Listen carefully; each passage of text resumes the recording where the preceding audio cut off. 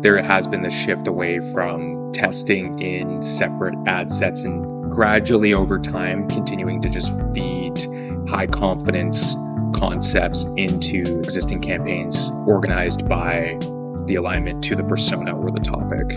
What's your take on how impactful the changes that Meta has made to their ecosystem actually are? I'm a huge fan of what Meta's done with partnership ads this last year.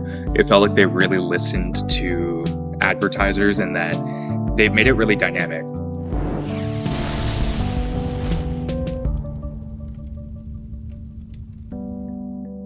Before we dive in, let's take a minute to talk about what happened this BFCM, because the numbers were massive and they reveal a lot about the state of e-commerce performance right now. Across the Triple Whale platform, brands processed more than 26 million orders and over $2.9 billion in revenue in just one weekend. Brands also spent more than $600 million across the major ad platforms, and Triple Whale brands alone represented nearly 20% of all Shopify sales during BFCM, which is pretty incredible when you consider the scale. But here's the part that actually matters. The brands that performed best weren't reacting blindly. They had a clear understanding of what was driving results, which channels were truly profitable, how ROAS was trending throughout the weekend, how AOV shifted as promotions rolled out, and where they had the strongest opportunities to keep momentum high. That level of clarity only comes from having all your data in one place, updating in real time.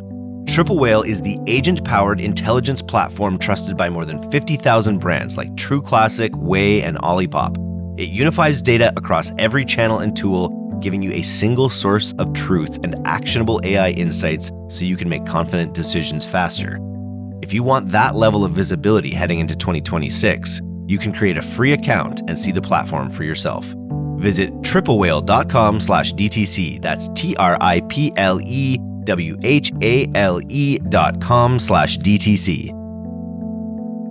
It's all killer, no filler. I'm a little subdued today because we just had the Pilothouse Christmas party last night. Taylor, you left early to get back up to Chemainus. I raged. It felt like I was just saying, the last couple of years, it felt a little bit stuffy, the Christmas parties. This one was a true return to form for the Pilothouse team, having an epic throwdown. Did you have a good time? Oh, it was awesome. Yeah, lots of familiar faces, lots of new faces. It was a great time. Really enjoyed it and was stoked for the grand prize winners too of the company draws there. Yeah, a couple great prizes, some AirPod Pros and some phones. It was great. It's just when you work remote, it's just so amazing when you can get together. Like, we've been a remote team kind of since we started, and I think a lot of us are here local on the island, but still just bringing everyone in, getting everyone together, mixing it up, drinking some shafts. If you don't know what shafts are, it's a Victoria special drink. You should Google it because it's amazing. But let's kick it off here. I wanted to talk about Andromeda. We talked about Andromeda quite a bit, and the first question I wanted to ask you was, because I had someone on the podcast the other day say that so much of the discourse around Andromeda was blown up and overblown, and it's really not that different. I'm wondering, I know Andromeda's been around for over a year now, but this was our first Black Friday, Cyber Monday, kind of with it in full effect. What's your take on how impactful the changes that Meta has made to their ecosystem actually are? Yeah, I think quite impactful, honestly, as we're kind of deep in a lot of the postmortem now and chatting with various POCs and looking into things. And one of the biggest things that I saw across the portfolio, it's tricky when you're trying to understand all the variables at play, but a really big incline in outbound CTR that translated to high quality traffic for a lot of brands on the Meta side this year. So one thing that we're seeing is it's continuing to get smarter and smarter. CPMs were up, as everybody would kind of expect during this period. They climb every year. But when you think about it too, like when you have potentially finite inventory, depending on kind of how you look at that, like a CTR increase to offset the cost is really, really powerful. So we did generally see that. I think the number that was floated around, and this isn't official yet or anything like that, but potentially as much as like a 30% improvement in CTR year on year for a lot of brands is kind of a benchmark, some exceeding that, some maybe being a little bit lower. But basically the system handled a real range of creative effectively from what we threw at it. And we had some really interesting trends though. Like, I think one of the big things to call out is that we still saw like scrappy statics perform in a lot of places. But a little bit more, to me, it goes hand in hand with the kind of overall trend where it feels like we're seeing more and more of what you would expect as a marketer. Like when you have good video content, the system can handle it. It can deliver it really effectively towards the targets that you have. And then you can reinforce it with offer messaging or static style content down funnel to keep it really oversimplified. But yeah, it was an interesting year for sure. That is interesting. Did you find, I know in the past it's, 80-20 or even 90-10 in terms of the creatives that actually drive the results. And in theory, because you've got this gem lattice, in Andromeda, actually matching people up on a creative per profile basis, did you actually see more creatives maybe get served than you would have in previous years? I think so, yeah, because I'd say like there was still a tendency to see majority of spend go to top performer, but what I would notice within campaigns is that the ads underneath would kind of go up and down in the like spend and ranking order as you continue to filter in more ads. So super interesting because in past years, if you launched like new ads in the same campaign, you'd probably just see like things keep going as they were going and those don't get any spend. This time we did see more delivery to ads within the grouping and basically a really helpful system from my perspective around being able to just keep feeding that top performing campaign and just keep going up and up and up. Like my accounts, I always try to focus on consolidation, but they were even more consolidated.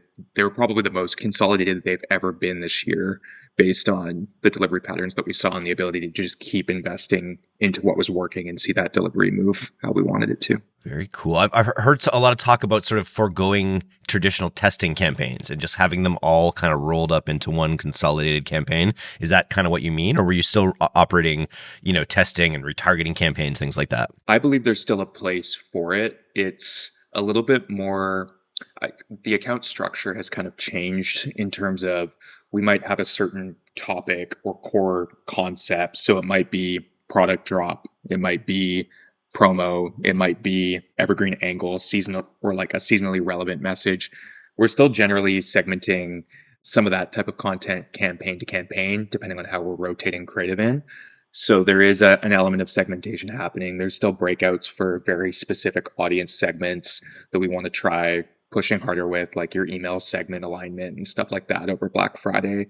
But generally speaking, there has been this shift away from testing in separate ad sets and gradually over time continuing to just feed high confidence concepts into existing campaigns organized by the alignment to the persona or the topic. So like it still happens. We still use those testing campaigns. A lot of it is still that diversification of risk.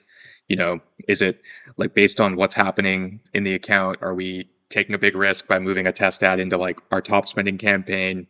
If it's your first time doing that, like my philosophy is always tried in like a secondary or third campaign, not your top one, like those kinds of things. So we still use that kind of logic, but generally speaking, yeah, it's continuing to change and shift. And it's interesting for me to reflect on because it feels kind of like it's accelerated a bit in the last few months, but like this has been a long time coming, like compared to where we were 5, 6, 7 years ago. So yeah, I think it's interesting. It's going to be interesting to see what 2026 holds as well. I was reading a message from friend and rival David Herman the other day. He was talking about the Andromeda system, talking about GEM, but he also mentioned something that I wasn't as familiar with, which was this idea of event-based features or EBFs, which are basically what Meta uses to sequence a user's journey. So I think traditionally you'd want to have all these stepped-out campaigns for different parts of the funnel. In this Andromeda world, it seems like Meta is using these event-based features in order to really understand where people are in the funnel and be able to serve them accordingly. Because it can look at your creative, it can look at where someone is and find the right ad to meet them. Is that something you found where you weren't having to break things out as explicitly into different campaigns, but you were using these or that you were allowing the algorithm to use these EBFs? Yeah, definitely to an extent. And I think we tend to view that differently depending on the moment and the type of content and what the overall objectives are, because there is still an element of if you lean too heavily into that, we see the risks as being you're delivering potentially, depending on the brand, their existing audience size, their warm traffic, what other channels they have coming in. You run the risk of staying in kind of a warm zone of traffic, which isn't always bad, especially at this time of the year when you're trying to convert revenue. But then with some of the, like, we are still running max exclusion, like very tight top of funnel campaigns and monitoring how many new visits we're driving over a period compared to previous periods for growth, and thinking about things through that lens too. So there's, I would say yes, with the asterisk that there is still an element of applied kind of marketing foundations to help guide the growth pattern that we want to see in addition to what the machine is doing for us. But it's super cool to see how, a lot of the time, a lot of marketers operate with a certain idea about what frequency should be. And like, I'm seeing that kind of get rewritten in real time, where your CTR might go way up within like a segment of your audience because you've driven the frequency up and it's doing it cost effectively. And it's kind of interesting to see those types of patterns happen. And that is, in my eyes, Meta getting smarter and managing this kind of delivery based on that. Now, we've done, on the D2C side, done a bunch of podcasts with Meta this year, which has been awesome. And I think the most recent one, which is out maybe next week, is all about partnership ads and how much of an emphasis they're putting on partnership ads in their ecosystem, which I guess are formerly what we would have hacked together as whitelisted ads. Or is that something, did we see that trend as well with some of our accounts, that the people were really getting a lot of value out of those partnership ads? Totally. And I'm a huge fan of what Meta's done with partnership ads this last year. It felt like they really listened to advertisers and that they've made it really dynamic. So when I go into Meta to build a partnership ad, back in the day, like, I used to have to either choose between dark posting or use the old partnership version, which was brand name in partnership with creator. Now they've got a dynamic system with it where you can set it up. You can basically do either of those by setting it up through the same system, officially using the partnership feature. And you can either choose to show one profile, dynamically show both, allow the system to optimize to whoever it should show first based on what Meta thinks will perform better, likely related to people's user behavior with influencers and things like that. So we saw really, really good results with partnership ads. It's been a pretty common area of investment for a lot of brands who maybe had stepped away from it for a little bit, depending, or for brands who wanted to kind of jump in and take advantage of that.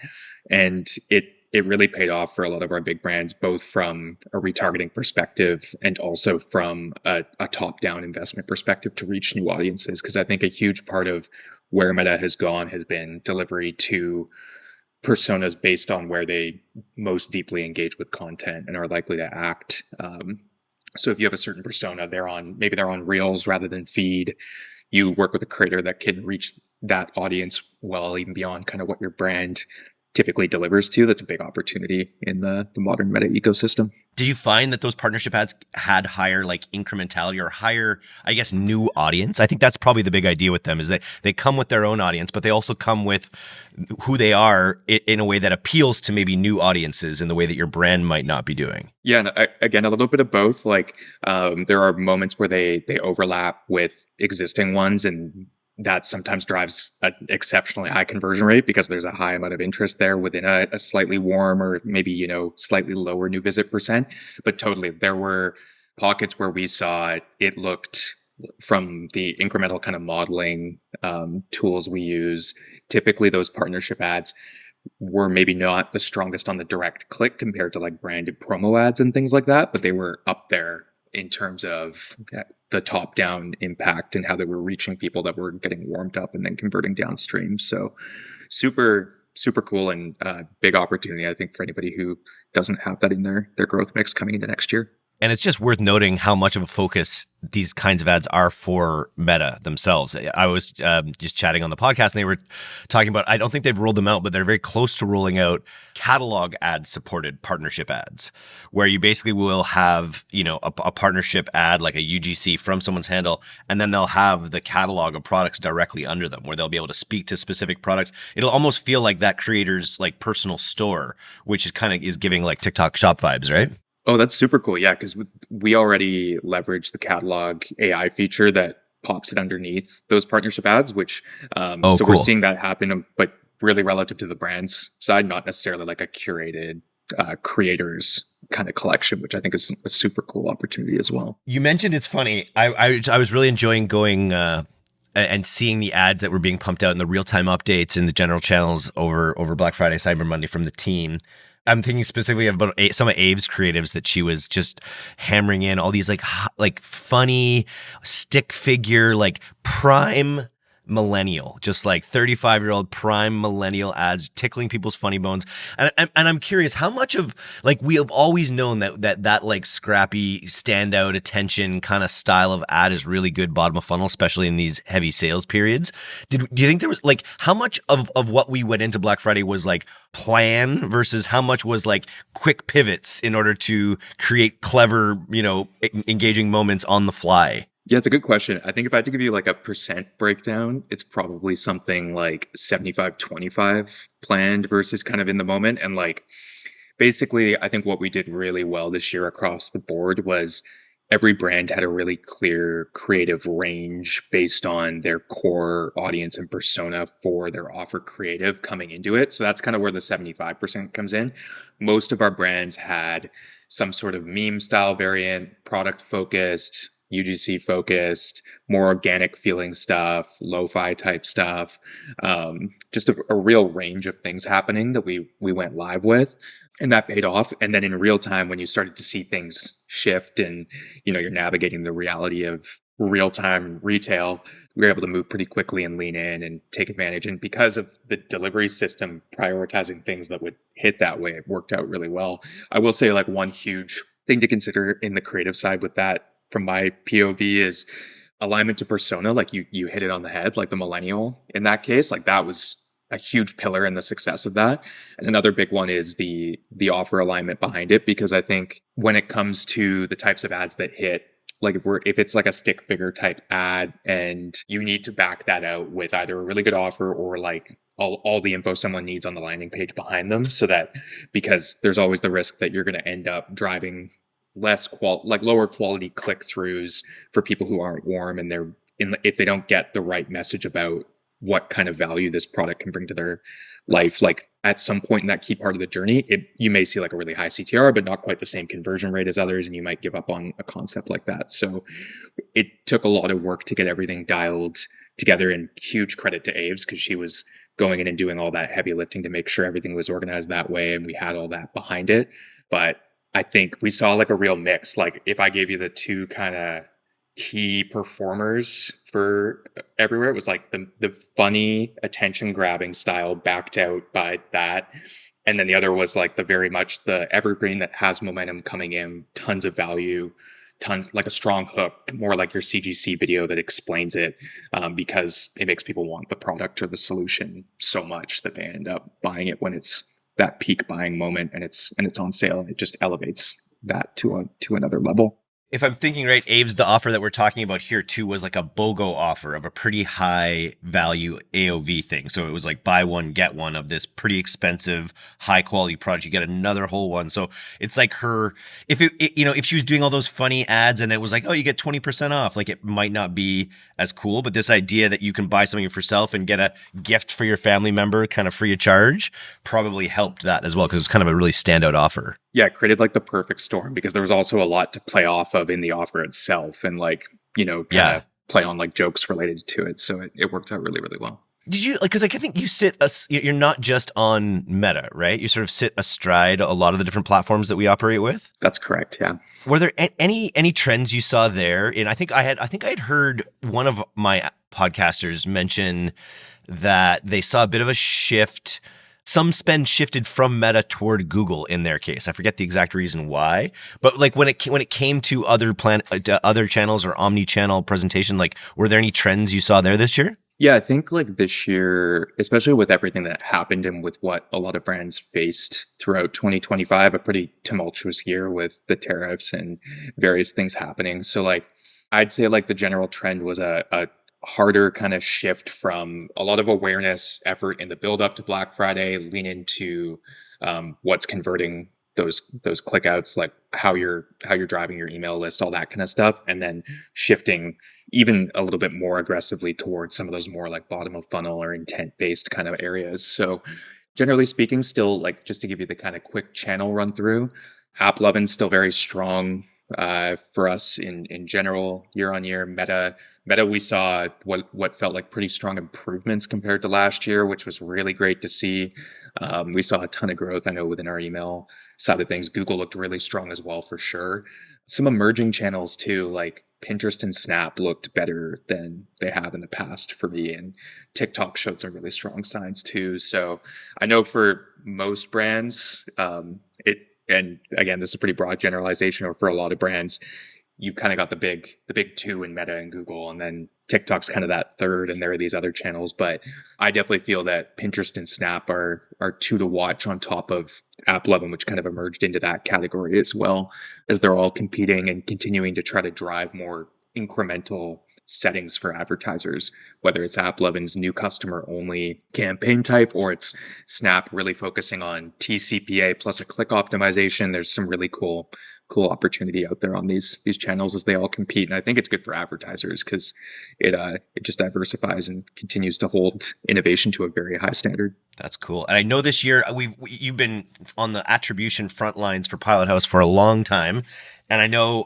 you guys made some decisions this year. You're going to announce it on the podcast. We're now going steady with Triple Whale, which is awesome. Talk about maybe that decision and maybe how Triple Whale played in this year in the heat of the moment. Yeah, so like huge shout out to the MTA tools out there, because at really like being able, there were moments where I'm sure a lot of people listening to the podcast saw Shopify go down at one point, and you couldn't see your analytics, and so like you're kind of flying blind. I believe it was on Cyber Monday. It's all a little bit of a blur to me at this point, but having access to real-time data was super helpful there. I think again, being able to model it down and see, when you're looking at real-time Black Friday and Cyber Monday, and you're starting to think about what can we do next year to take it further, having access to understanding what everything did in the build-up, so that you're not just looking at last click data, you're looking at first click, you're looking at some of the modeled views, and really trying to get a complete picture of what's going on. That has been incredibly powerful for us, because even in real time, we could see where that investment was paying dividends for brands, and we were able to lean into iterations. So like, if we saw, for example, investing up funnel in a certain product line was working really well and converting downstream through email, we were able to kind of shift and quickly make ad iterations to focus on the offer plus that product line, and focus on like one day click type stuff to capture a lot of revenue effectively as well. So excited to get it going. There's Triple Whale's been doing a lot of cool stuff with AI and various things. And I think it's going to be cool to see all our brands benefit. Mobi, I guess, is their sort of AI clippy tool. Were you using, like, because I know that you use these hardcore MTA aspects of the tool, but were you finding value in the natural language like chat modal as well?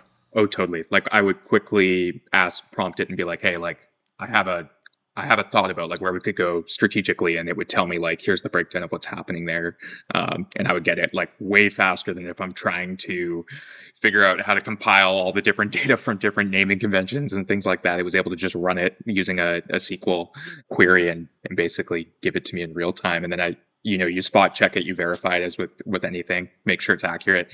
It typically looked pretty good. So super helpful for saving time in real time when time is of the essence. I feel, to bring it back to hockey, I feel like every time there's a Stanley Cup, there's a theme that happens. So it's like, oh, the defensemen were really big guys. And then everyone the next year says, oh, we need to get big guys on D, or we've got to need a number one, we need a goalie. So I'm just curious, in this hockey metaphor, what are some of the things that happened in the heat of battle this Q4 that you really think will be impactful next year for any CMOs out there listening?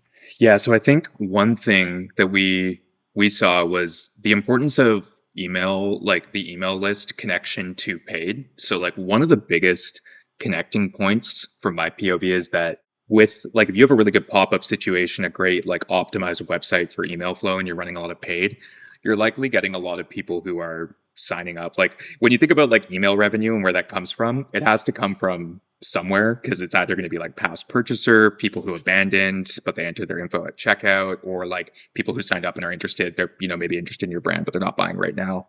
We saw loading up that email list and having a lot of clarity around what those targets should be, where we had that paid off a lot. So it takes the pressure off the paid. It ensures you can be efficient in the moment. That's a big takeaway.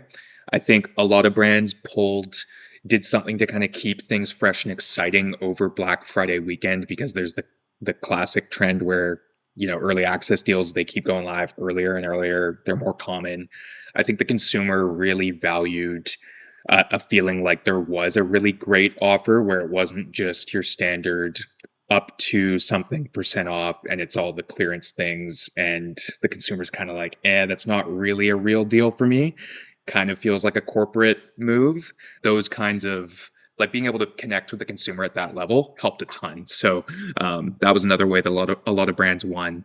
And basically, like, as we see it kind of every year, the work you do in the months leading up, that is critical. So highly recommend doing postmortems now when things are fresh, being able to get ready and set those notes aside for, apply them to your Q1 strategy, of course, but like also have them ready to pull in next year in August, July, September, like whenever you're doing your deep planning for it. Very cool. And don't be afraid to go omnichannel, it sounds like, too, right? With especially if you've got a good MTA solution, you're tracking the halo effects and all these things. It seems like there are these other platforms that are kind of out there that are giving people more incremental new customers, like AppLovin and Snap, as you're saying. Absolutely. Yeah. It's cool to see how it's developing, and I'm excited to see where it goes, because I think that's like another way to really think about it is where are your personas and your core audiences engaging with content? Where can you reach them the best?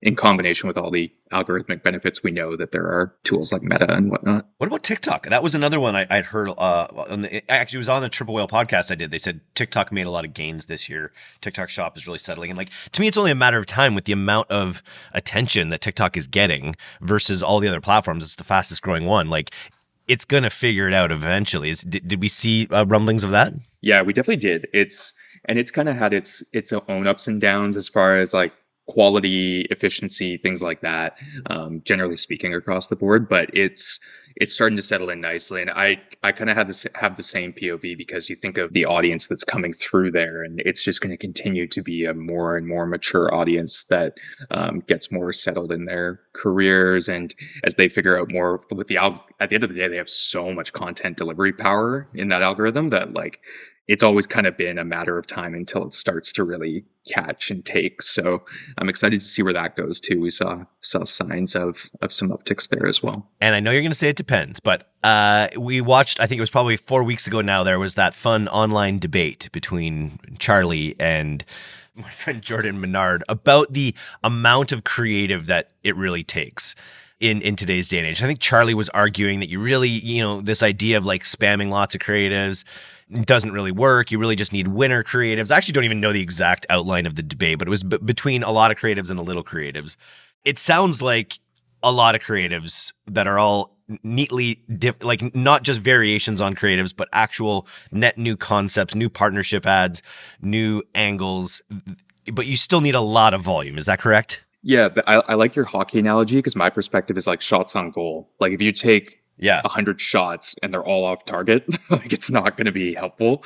But if you have a goal and your goal is like your persona, and you have a theory or a strong understanding of what connects with them, you're more likely to find those winners by getting the shots on the net. So if you take 100 shots on net, you've got a better shot than taking 2 shots on net at like scoring more goals. But you do deploy more energy. But if you take them from all the same spot on the ice in the same kind of shot, Meta will just dismiss them because they've seen enough of them. You gotta the keeper's move over all there. around. So yeah, exactly. So I think that's the way that we're looking at it too. Like if I was given the scenario of, hey, we'll make a ton of creative, it'll all be kind of like the same, then I'm like, no, I'd rather shoot my shot with 2 really good ones. And so I'm aligned with that kind of that stance on that. You miss 100% of the shots you don't take. Wayne Gretzky, Michael Scott, Eric Dick. We all said it. Thanks so much for coming on the pod today, Taylor. This was a great one. Yeah, thanks so much for having me, Eric. It was a lot of fun.